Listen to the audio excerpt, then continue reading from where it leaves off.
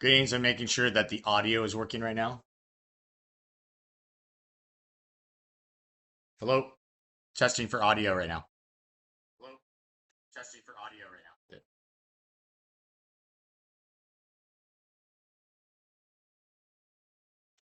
All right, Saintsman, greetings. My apologies for the slight delay as we get started. I've got a handful of you guys who are here live for instruction. I am going to be exporting this shortly uh, to YouTube, and then I'll be uploading this to Canvas. So let's go ahead and jump right into points, lines, and planes. Oh my. Uh, so the course that we are going to tackle here is based off of Euclid's Elements. This is what's referred to as Euclidean geometry. So Euclid's Elements. Oh, goodness gracious. Apologies. Let me put my notifications on my phone to be off because that's going to be really obnoxious. That's blowing up during the middle of this lecture. So Euclid's Elements.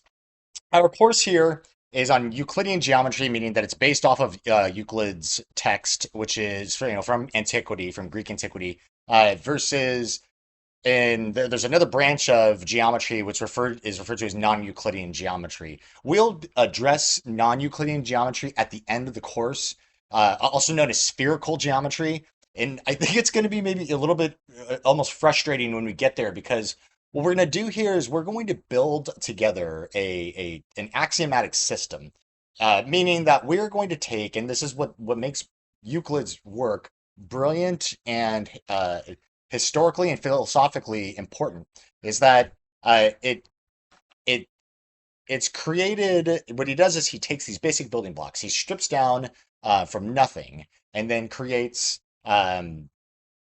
he creates the piece by piece this world of geometry, and there are various logical principles that play off of each other in order to develop this way for us to measure the world, what the word geometry actually means.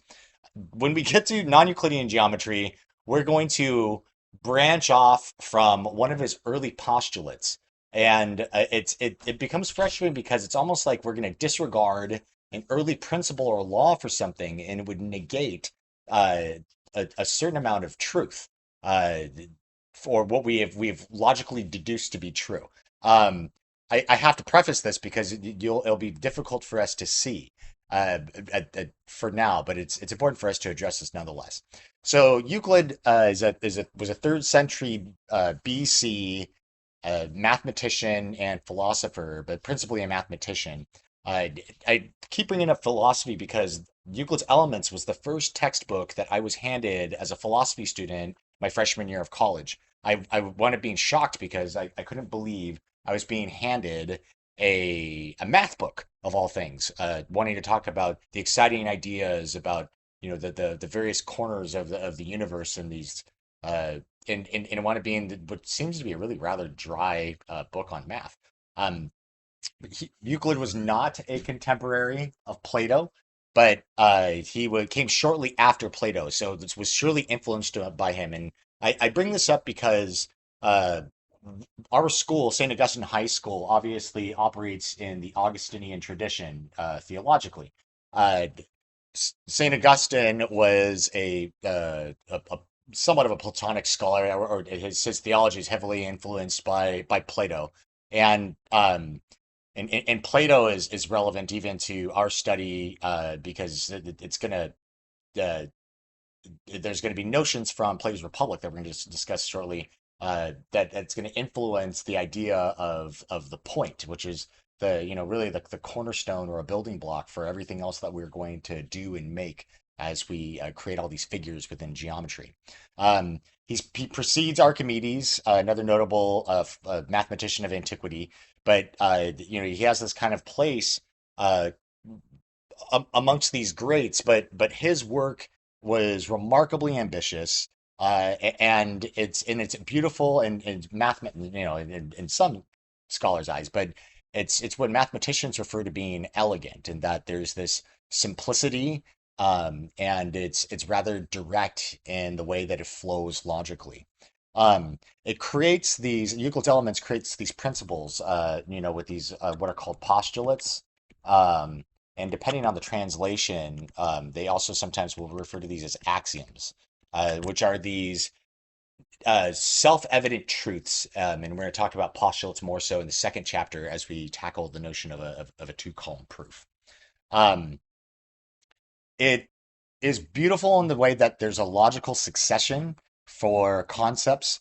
We're going to see how there's going to be an intertwining of principles that we can only make one conclusion based upon another set of principles. So, for example, if I'm trying to build a certain structure, in order to build the fifth floor, I have to build floors one through four in order to get there. And that's really, I think, what makes uh, Euclid's methodology for laying out geometry so interesting and exciting, and influence so many philosophers and obviously mathematicians too, but anybody working within the realm of logic afterwards because it's so systematic. Moreover, Abraham Lincoln, who was the 16th president of the United States, as you should know, uh, one of the intellectual greats of the American tradition, especially in tradition of American leadership, um, is noted for being, having for moral greatness and greatness of character. But one of the things that is notable about Lincoln was he was a brilliant man. That he became a lawyer, meaning that he had passed the in order to become a lawyer, you need to pass the bar exam, and he was able to do so just on out of what would be known as free study. In other words, he just obtained books and read them by himself, which is kind of a ridiculous way to, I mean, impossible, but a really uh, tough way doing it without teachers or anything, and just taught himself the law. Supposedly, Lincoln, you hear stories of the log cabin, what have you, but through his life, carried around of all the things that he carried in his worldly possessions, carried around a copy of Euclid's Elements and could recite large passages of it, and knew very intimately the intertwining of the postulates and axioms and theorems, which is just a remarkably intellectually remarkably uh, difficult feat. So. Um, I'm going to digress and I'm going to get a little bit more into the nitty-gritty here. So, I think many teachers think that their course is of the most important thing that you are going to study. I myself think that about this course, and logic is something I think that is disregarded, unfortunately, as people especially try to discern truth and create. The one thing, and try to create different truths, and that it's a logically uh, a, in my mind a silly thing to do because truth is something that's absolute, and there's a singularity about it. So I think that it's important for us to understand and practice these deductive principles together. You guys in this course, by the way, we're going to do in the second chapter, two-column proofs, and the funny thing is that you will never use them probably past this course, and it's of the most important stuff you'll do in high school because you're learning how to formulate in a systematic manner an argument, and to come to a conclusion rather than just spraying a bunch of random facts about something. So, as we talk about the first thing, we're going to have what I found to be, when I was in high school, one of the more difficult concepts, which is the very first concept, which is a point. And a point is a place or location. I think it's another great way to think of a point conceptually. But the key with a point is that it has no shape and no size.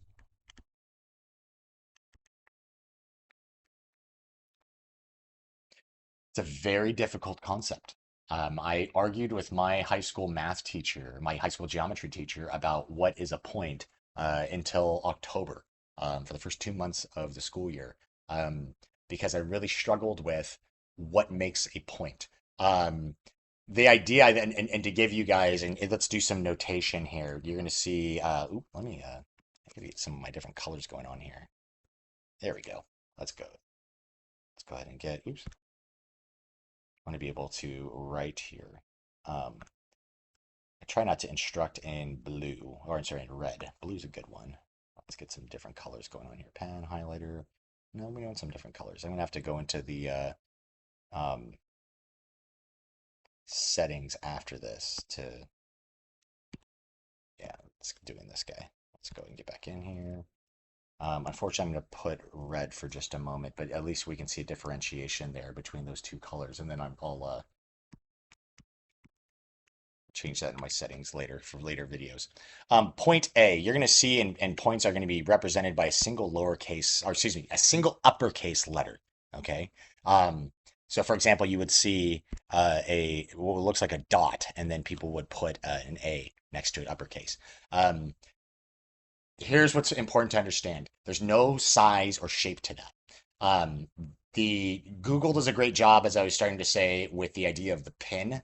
They call it a pin to show a location, showing this kind of infinitesimally small uh, place that would be on a map. And it's funny because infinitesimally small would mean that it's tiny, and to be tiny, by definition, mean that it would have size. And I think that's something, just kind of as a thought experiment. I want you to think about a map and think about the city of Phoenix or Las Vegas. I always throw these out as concepts. So Phoenix, Las Vegas, and San Diego, because we're going to talk about 3 points on a map or 3 points period. So let's just take Phoenix, which has a rather large metropolitan area, very much sprawling.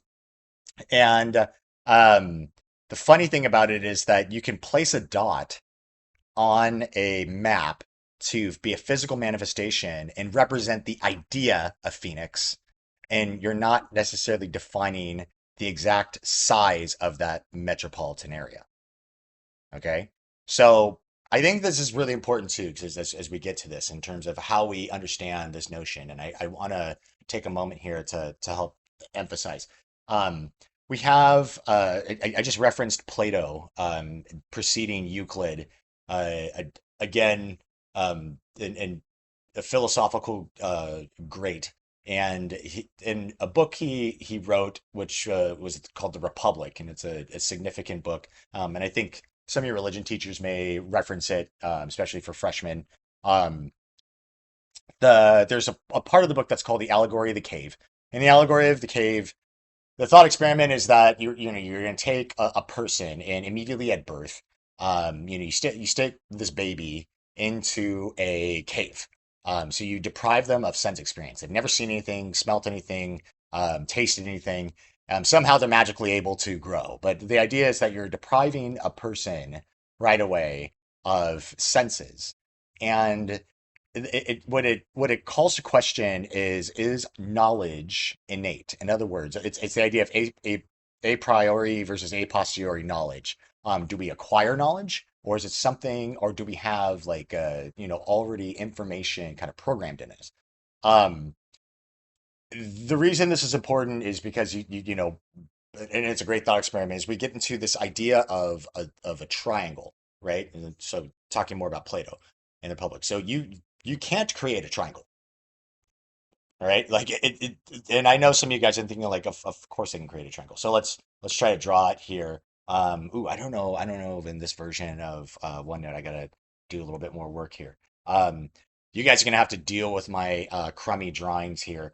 Here's my triangle, and I think this very much shows I can't draw a triangle, aside from my poor ability to do so. Even if I'm sitting here working with, even if the software were to like fix it for me, there's going to be some sort of flaw with my creation of that triangle, no matter how small that is, right? Even if I take this straight edge, there's going to be some little bump or some imperfection, no matter how small a flaw is a flaw. So, um, while I can't do that, where I can, so I can tell you, you can't create a triangle. Now, some of you guys are thinking, well, yeah, then what? That's just ridiculous. And then triangles don't exist. That's not what I'm saying. You can't draw one, but where we can create a triangle perfectly is in the mind, right? So like you in your mind, you can create in your head, you can think about this triangle and you can create it. So there's going to be points and lines. I want you to think of these things the same way.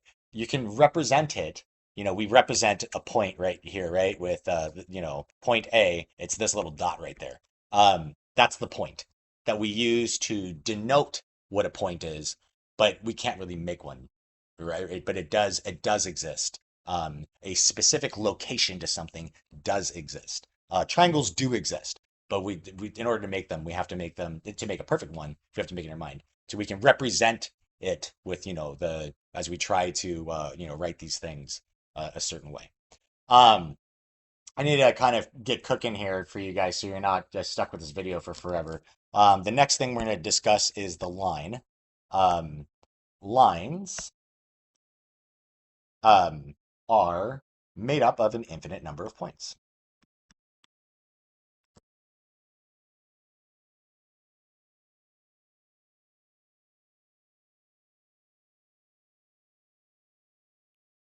The funny thing about that is there is no thickness or width because if it's made up of points that have no shape and size, then it would have no thickness or width.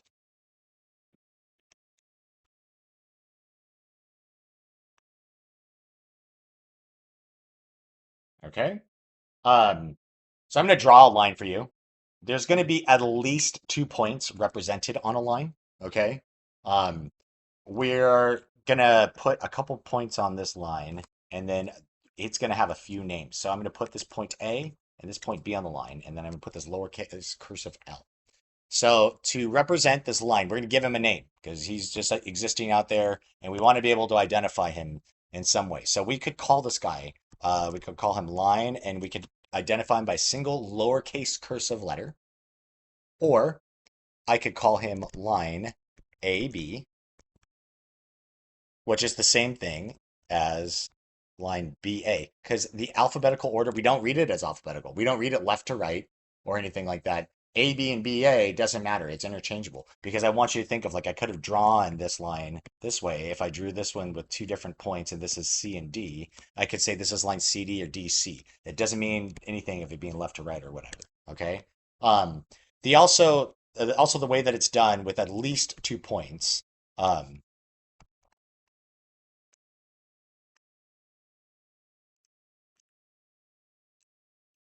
to identify it is that we write AB and then we're going to draw a little line on top of it, right? Or of course, line AB and line BA are the same thing. Okay. Same way that you guys get nicknames. We were talking about it on the first day of school, of course, today.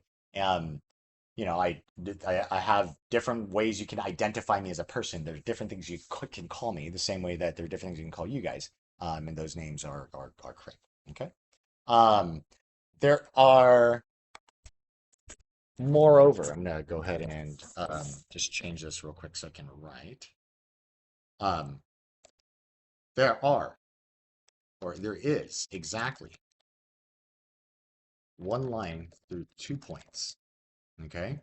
Um, what I mean by this is that reflexively into you, you are unique. Like, there might be multiple Steves in the world, but me, I am the only and like for example, my father's also named Steve Granados, but we are unique people, in terms of our being, bodies, etc. Same thing for lines. Lines, there's exactly one line that goes through 2 points. Okay, that's the only line that can exist this way. It's the only instance of that line in its identity.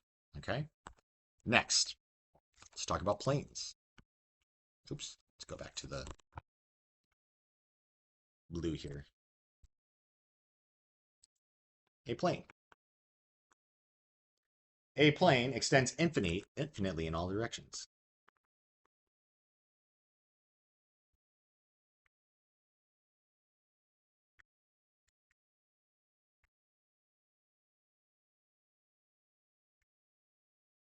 All right. It is effectively flat. I think the best way for you guys to think about it is, you think about a sheet of paper. That's a pretty simple way to think about it. Okay. A couple principles about that. First, for one plane, there are an infinite number of lines in it. And if there's an infinite number of lines within a line, there's also an infinite number of points. The reason there's an infinite number of points is because there's an infinite number of lines. Okay. And those within the lines, a line exists an infinite number of points. Um, Within it, and there has to be, in order to make that line, as I just mentioned, Phoenix, Las Vegas, and San Diego there is a minimum of 3 non-collinear points. Now, aside from the fact that there is an illusion, ALLUIS, there's a reference, ION. There's this reference that we're making here to, I talked about non-Euclidean geometry, and I'm referencing three cities on a map. And obviously, planet Earth is not flat. Uh, the other thing for us to consider those, like, let's look at the map and let's have those 3 points on it. Um, they don't exist collinearly. They are non-collinear. Now, what does this mean? I want you guys to think about Spanish, right? Collinear. So what is the word collinear versus non-collinear or not collinear, right? So collinear in Spanish, con is with, so with the line, or it shares a line. And then if we had coplanar, it shares a plane. So non-coplanar does not share a plane.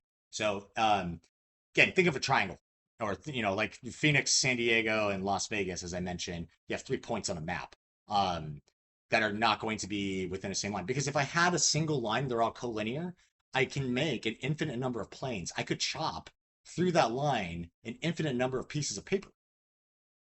Okay, like if I pulled a piece of yarn to be my line, I could put an infinite number of pieces of paper at every angle that you can imagine, right? Versus if I had, and I could, and that's with just 3 points on that line. But I have to, if I move those around, there's no way to do that. There's only one plane that will exist between those 3 points. Next, we have the segment, or the line segment, meaning that it has endpoints. Okay, so we're going to see this guy here, C and D, and again, my poorly drawn line. What you'll see here is you'll see this as CD with a line segment on top, or actually it could be DC. There's no order for a line segment. We can actually, just like there isn't for a line, and all it means is that it has endpoints.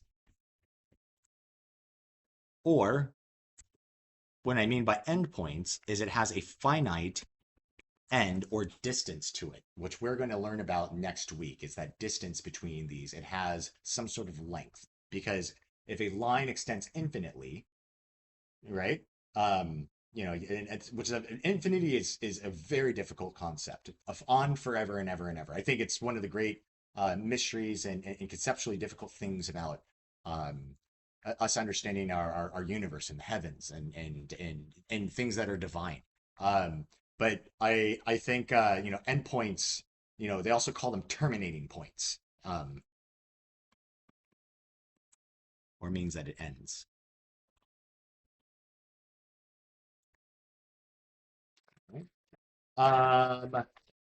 Next we have the ray,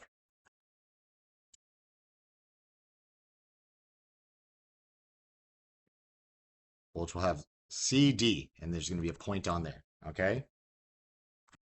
And here's the thing. I'm going to actually give this guy, do some a little bit of angularity here, just so you guys can understand. We're not always just kind of reading left to right.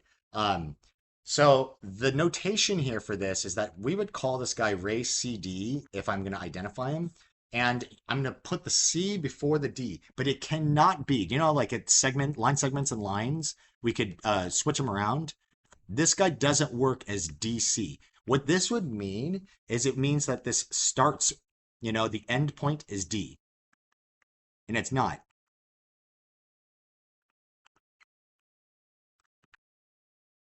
You guys can see array has a single endpoint. It doesn't have two endpoints. It's a single endpoint, and it extends infinitely into some direction. Okay, so there's no endpoint on the other side of this, right? So there's that. And then the end here is we have intersections, right? And this is where we have things that cross each other. So lines intersect or cross, and they do so at a point. Okay, very easy to illustrate. But let's talk about planes. Planes, on the other hand, or cross at a line. Okay, think about a cardboard box. You guys get a lot of Amazon packages, I'd imagine. Look inside of those things, and sometimes they have little dividers inside. And those dividers, if you pull them out, it's like a single like sheet of paper or plane. But then when you connect them together, it does so at a line. Or I think another way to think about it is like the newspaper, right? That big crease. If you open up, unfold a newspaper slightly, you have, the big flat area, flat surface. You can imagine the plane. You could extend it infinitely. Another plane coming against it, and there's a line that those things crease at and intersect each other at. Um, I want to do one more thing in terms of notation. I'm going to show you guys here. We're going to do a plane, and this is how we illustrate it. We're going to do this guy. It's going to look kind of like a parallelogram, but I'm going to use lines to show that it's going to continue to extend infinitely in all directions. So I think for one thing, we get like a laser beam, or we take a line that we're going to extend out for ever in both directions, right? And I think if you take a piece of yarn and you can imagine it kind of shooting one way and also shooting another way, planes would do the same thing. So the big flat, like a table in front of you. But imagine that thing extending in front of you and to the left and the right and diagonally and back towards you in all directions too, is what a plane would do. So we're going to represent it this way with these arrows. I'm going to show you guys how to illustrate something here. So I'm going to draw a line through this plane. So this is not a ray. It's going to look like one. Okay, I'm gonna call this guy line G, so lowercase g. Okay, and I'm gonna just draw some of these like little dash lines. You see this? This is like X-ray vision, meaning like it goes through and then it's gonna continue on. Okay, so it's like we could see through with this line. It's almost like it pierces through like an arrow going through that surface. A line intersects a plane at a point.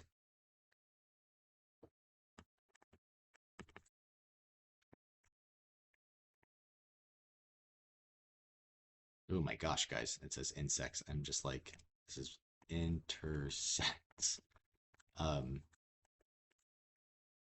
a plane at a point. And then I'm going to draw here.